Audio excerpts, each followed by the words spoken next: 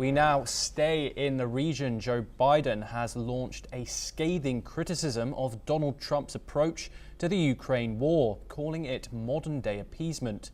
In his first interview since leaving office, Biden told the BBC that pressuring Kiev to give up land to Russia would never satisfy Vladimir Putin. The former president warned that if the US signals weakness, Europe may lose faith in American partnership. Trump and his team have floated a peace plan that includes recognizing Russian control over parts of occupied Ukraine, including Crimea. Biden pushed back, saying such a deal would empower dictators around the world.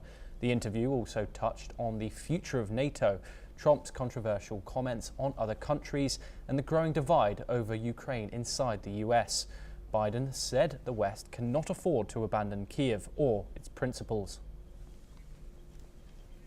Let's turn back to the Middle East, where Israeli airstrikes on Yemen's Sana'a International Airport, which took place on May the 6th, have caused around $500 million worth of damage.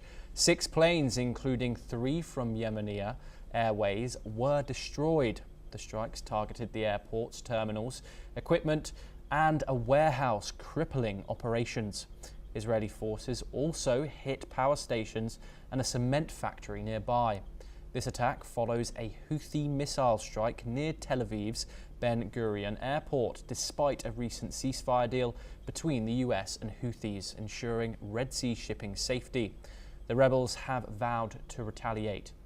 The damage to key infrastructure has halted airport operations, with recovery expected to take a long time.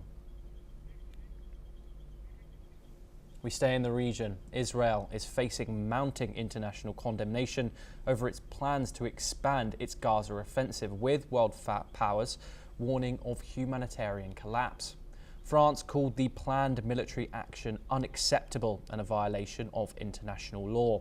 Britain, Germany and China also voiced concern, urging restraint and a return to ceasefire commitments.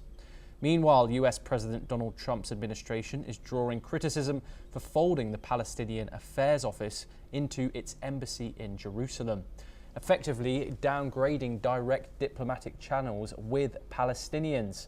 On the ground, the violence is escalating. Israel's airstrikes killed at least 48 people across Gaza, including women and children, with one strike hitting a school sheltering displaced families for the 5th time, according to some reports. Hamas has confirmed that one of its commanders, Khaled Ahmed al-Ahmed, was killed in an Israeli airstrike on the South Lebanese city of Sidon early this morning. The strike occurred despite a ceasefire between Israel and Hezbollah.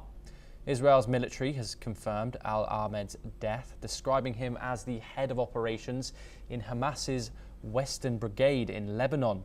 Israel claims he was involved in weapons smuggling and planning attacks against Israel. Hamas has promised to continue the resistance in his honor.